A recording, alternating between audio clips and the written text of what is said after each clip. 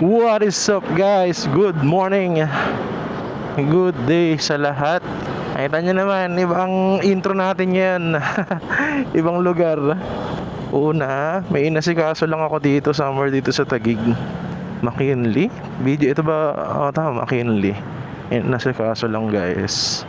So ngayon, ang vlog natin today ay i-update ko lang kayo dun sa previous vlog ko regarding dun sa upgrade natin sa headlight. So nabanggit ko naman dun at pinakita ko naman last vlog na nag-upgrade tayo ng tune headlight. Unfortunately guys, although na-research ko din naman na yun, nagmo-moist ang tune headlight guys. So sa mga nag-interesado din, nagmo-moist siya. So ano siya, common issue, common sakit ng tune. Shit, di ko pala nasira yung ano ko. Wait, sorry guys. So ayun guys, going back, common issue pala siya ng tune headlights. Since common issue siya, hindi ko in-expect na lilitaw agad siya. So ganito siya, i-post ko na lang din yung footage kung ano itsura, pati pictures din para maging aware din kayo. Pero kudos din kay One Patch Shop, doon tayo nagpakabit guys ng tune. Ayun nga, for some reason kasi common issue siya. So napagtanungan ko din yung mga ibang shops na common issue siya na kahit bago-bago pa yung tune mo, possible talaga na may ganong issue siya, lalo pag tag-ulan, malamig, ganyan, pag gabi. Kasi nga naman mainit yung projector lights o yung mismong ilaw, kaya nagkukos ng moisture.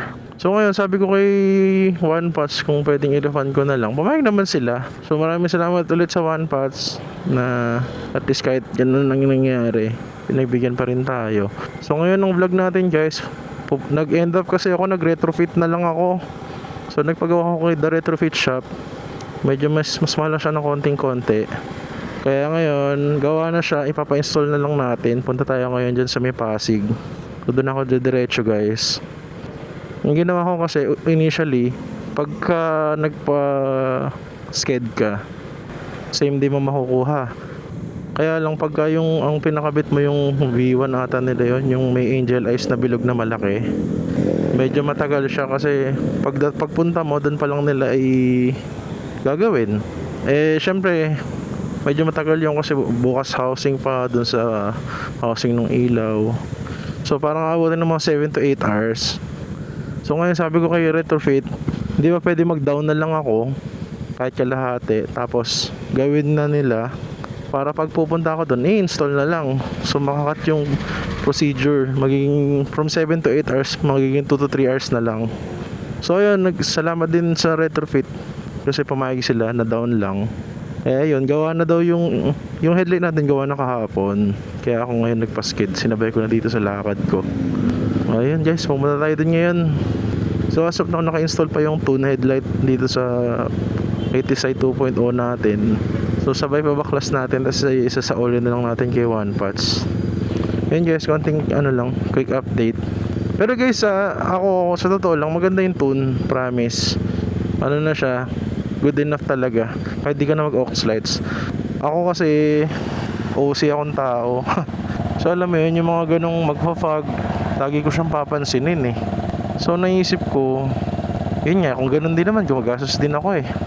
Siyempre doon ako sa, alam mo yun, may peace of mind. Kaya ako nakiusap na kung pwede i-refund. Pumayag naman si One Patch eh, kaya thank you sa kanila. Ngayon, ang pangalawang problema, hindi ko na-research enough si Retrofit, pero may mga nagsasabi din na nagmamoist din daw eh, tsaka natutunaw yung headlight sa sobrang lakas, yung housing mismo. Apparently nakapag-down na kasi ako eh.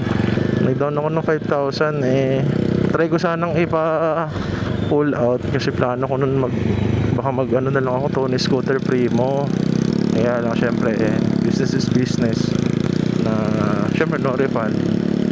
Tsaka nasimula na daw kasi nila gawin yung headlight. So syempre nakakahiya din naman mag-walkout ng ganon. Kaya sabi ko sige, push through na lang natin. At least medyo nakatipid-tipid ako. Kasi medyo mahal din yung Tony Scooter Primo eh.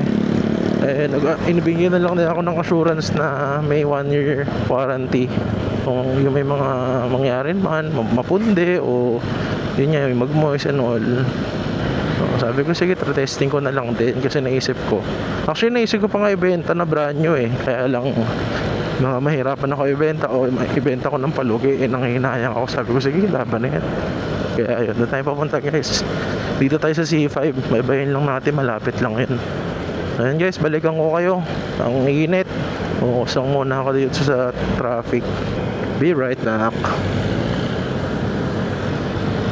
Also guys, update ko lang din kayo dun sa mga previous upgrade natin.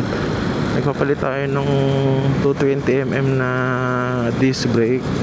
Pero nakabrembo naman na ako nang matagal na. Pero yung tinry ko yung salpak sa stock eh. So ngayon, nung nag-220 ako, tapos nagpalit na rin ako ng Tony scooter na bracket. Mas gumanda yung preno sa harap. Maganda yung naging bite niya. Kung yung dati, yung preno ko dun sa lumang disc, yung normal na piga ako, medyo kulang. Lagi kong kailangan diinan. Etong sa 220, pumipreno na siya agad. So mas naging maganda yung bite niya.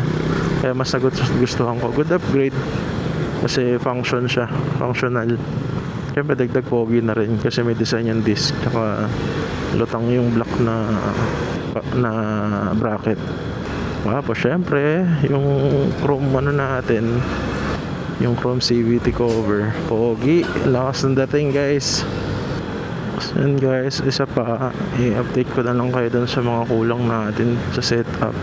Hindi naman ako as in bomba sa upgrades. Tapusin ko lang siguro yung chrome silver setup ko. So ang kailangan ko na lang palitan guys yung center tsaka side stand niya. Tapos magplano ko din magpalagay ng fan cover na ganung kulay din, silver or chrome. Yung foot pegs naka black silver kasi ito ngayon. So ngayon naka-order na ako sa isang shop ng chrome.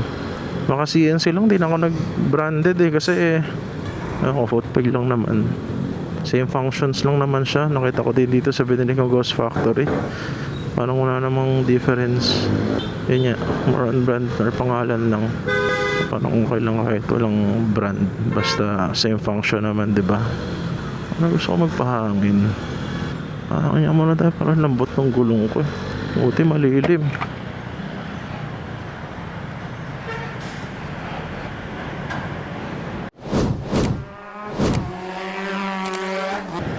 Na pala guys, para pinapahangin ko 26 harap, 29 likod eh. Alam ko kasi inyo nasa manual, pero sabi ng mga tropa ko matigas daw yun. So try natin 25-28 ngayon. Pero parang okay naman kasi tama din naman. Pag mas matigas, pag uminit pa yan, tataas pa yung PSI eh. Yung lalo ngayon summer. Dito tayo sa ano guys, Ortigas Extension. And guys, malapit na tayo. Diyan lang yun eh, bago magtulay ng Ortigas Floodway. Sa may Life Homes na tulay. Yan, dito na tayo guys. Eto.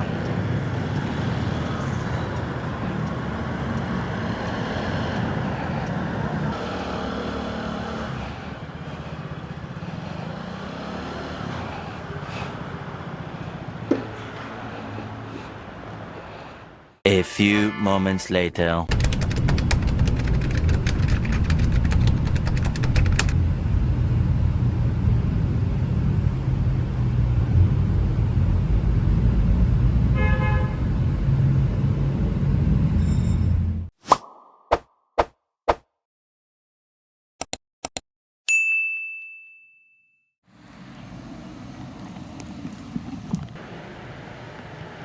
Hello.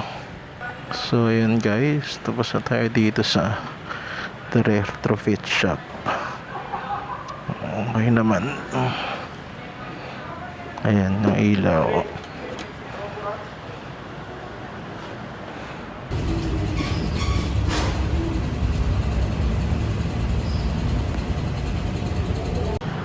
Ayan, so far okay naman. Nagustuhan ko naman yung itsura niya. Bagay naman dun sa headlight natin. Ano lang, siguro ipakita ko na lang din sa end ng video yung result pagka madilim. Kasi maliwanag pa eh. Mamaya ko tetest siguro sa bahay. Or pagka may chance na madilim para makakompare natin. Kasi siguro i-side by side ko yung comparison dun sa tune natin nung nakaraan. So yun, okay naman. Tapos tinanong ko din pala yung parang manager nila, si Mamayan. So pagka talaga daw naka-projector headlight na retrofit, prone talaga siya sa moist. So I guess mukhang ganoon talaga. Kaya lang nung pinakita ko yun nangyari dun sa tune, hindi naman daw ganun kalala. Normally minimal lang daw sa may outside lining, sa may paligid lang. Pero hindi naman daw ganun kalala.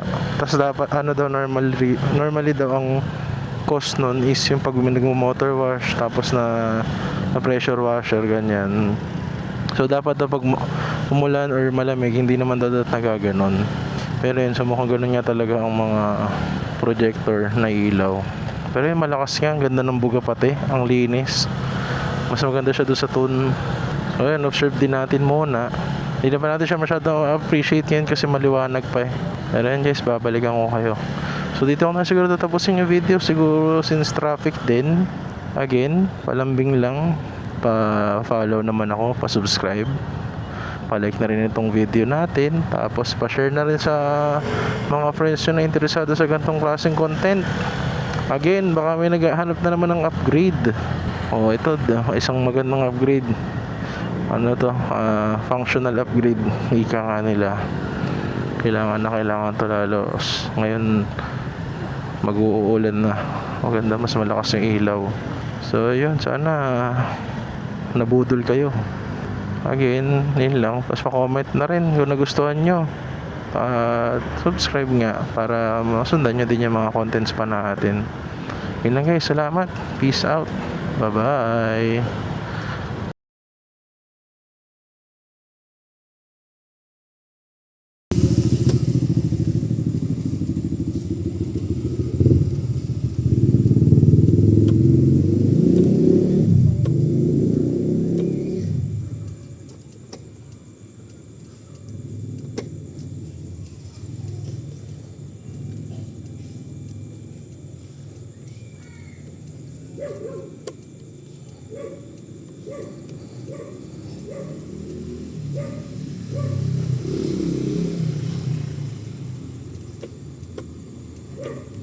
Ayan, makikita nyo guys dito sa comparison natin. Sa bandang taas yung projector headlights ni retrofit. Then dito sa baba naman yung tone headlight.